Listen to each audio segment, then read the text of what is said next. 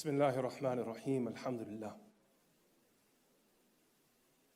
الحمد لله وكفى وسلام على عباده الذين اصطفى خصوصا على سيد الرسل وخاتم الأنبياء وعلى آله الأزكياء وأصحابه الأتقياء أما بعد.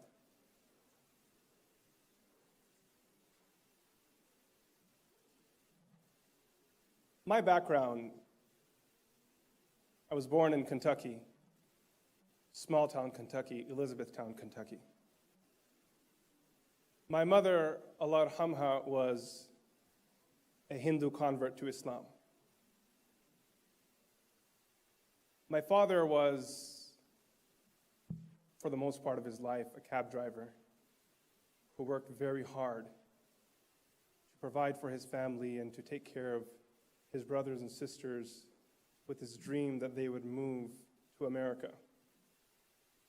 We were the house where the cousins came in when they arrived to America first.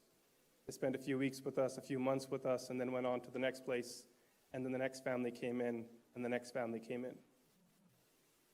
In our small town, in our community, there was no religion. Most of the Muslims that lived there were there because it was a small town, and for doctors in America, working in small town pays off very well. So there were a group of physicians that lived there. And then there were other families, my father wasn't one of the physicians, who were kind of a part of the community. If you guys have ever heard of Fort Knox, historically this is where a large sum, majority of America's gold was actually held. The physical bars of gold was held in Fort Knox, Kentucky. We would go there for Jum'ah Salah because we had no masjid in our community. I grew up praying Jum'ah on an American army base because there were soldiers from across the Muslim countries that would be there for training, so there would be a person there who could speak some Arabic and deliver the khutbah. My father had his dream that someone from his children would be connected to Islam, that they would know the deen. So with that dream, he sent my brother and myself to go and study. When my mother was alive, Allah yarhamha, one day she was at my home, and my oldest son, Muhammad, he was in the living room. My mother held him by the hand, and she said, "How old is your son today?" And I said, "He's 6 years old." She said, "This is how old you were when you left home to go and study the deen." She was holding my 6-year-old son. And that's true, because Kentucky, there was no place for us to study Islam. And I remember the pain till today of leaving my mother and traveling and wondering what life was going to be like. And it wasn't easy. There were moments while I was memorizing the Qur'an where I knew I was destined to fail. I was convinced of it. There were moments where I was memorizing the Qur'an and my teacher would say to me again and again, "Repeat your sabaq, repeat your lesson, repeat your lesson." There was loneliness, there was weakness.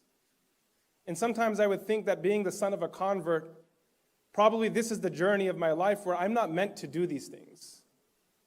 When we would go to gatherings of knowledge and there were senior scholars sitting there, I was the one that would take the seat at the back because I didn't feel that I belonged in the front. I was speaking to one of my friends who graciously drove me today from London with his son. His young son is starting his memorization of the Qur'an. So in the morning when I woke up, he came to the room to wake me up. He sat on the bed next to me today morning. And I said to him, "Are you nervous about memorizing the Qur'an?" And he said, "Yeah, I am." I told him that you're going to cry a lot along the way because it's an interesting journey. And when you're in those moments of tears and when you're crying, whenever you feel vulnerable and weak, turn to Allah and ask Him for help. Emotions are fascinating. We human beings experience all sorts of emotions, but what you do with that emotion is actually the grand act. Your greatest moments will come after you are vulnerable, not at your strength, not at your peak. When a person is a little shooken up, when they're out of their element, when someone is broken, at that time they have this ability to reach a place in their heart that was inaccessible to them prior to that. So when you're reading the Qur'an and you feel overwhelmed, turn to Allah and ask Allah for that help. My teacher one day said to my mother that your son cannot memorize the Qur'an. He said this 3 years later, that this kid is not cut for this. My advice to you is put him in something else. And he was being very compassionate. May Allah reward him for that moment of honesty. My mother cried in front of my teacher. She tried to do it privately without me knowing. She turned her back towards me.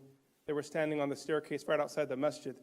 And she was crying and she said, Maulana Sahab, please try again. I really, really, really want this. So he said, okay, we'll try one more time. And through the du'as of my parents, somehow Allah subhanahu wa ta'ala divinely opened up my mind and my heart, and I was able to memorize the Qur'an.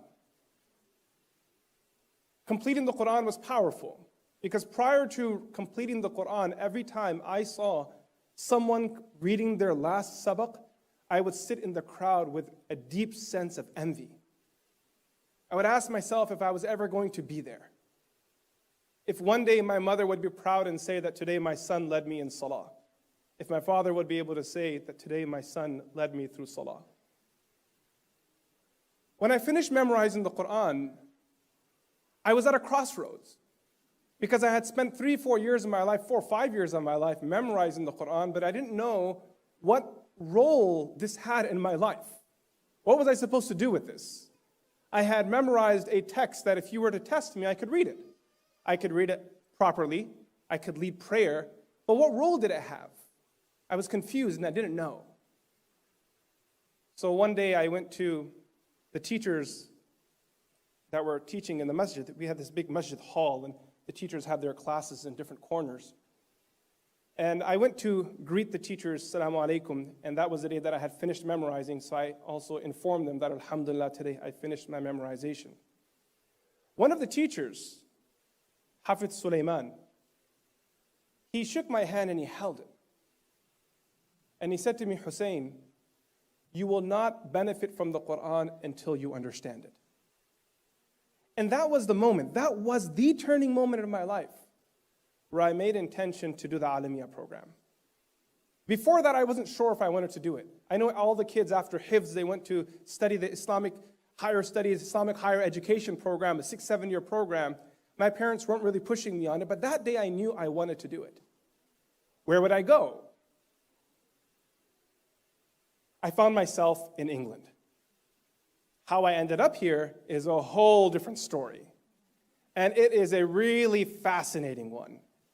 I've been told I have limited time, so I can't even share that story with you. But if you guys want to hear the footnotes of that story, it's a really good one. My father told me this story.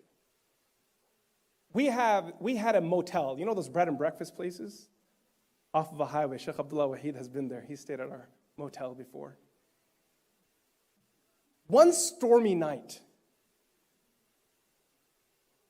on the highway, there was a person who was forced to take the exit, the exact exit that our hotel was on. My father had a policy that he never charged any Muslims to stay at our place because they never came. So they were a Muslim. Oh, there's Muslims here. Okay, you're coming over.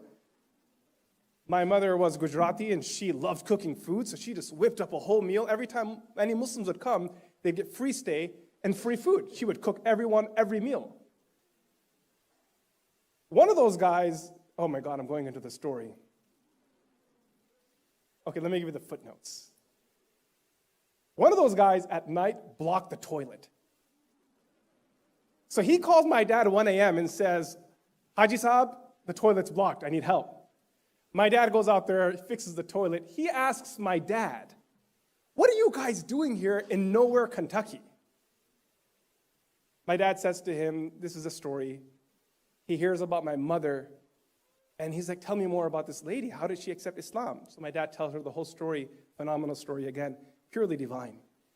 And after he hears this story, he says to my father, I am a Shaykh al-Hadith at a madrasa in the United Kingdom. If your son ever wants to do Alamiya program, make sure you send him to my school. So now when it came time for me to do Alamiya program, I said, Dad, where do I go? He said, there's this guy who came from Darul Uloom Bury. And he gave me his card and he said, you need to go there. And so I found myself on a flight in England, where I ended up spending the next 9 years of my life. Some of my most primitive, some of my most powerful moments are embedded in these streets. As I was driving today, I remember telling the brother that right here at this junction, I was driving Shaykh Yusuf rahimahullah, and he said this statement to me. Right here, this is exactly where I had an accident when I was driving. This Neely Masjid, God, Rochdale, like, this is the place, like we used to come here. And Oldham and all these places, they're so familiar. Cheetham Hill, right? I got robbed there. That's quite the cliche, isn't it?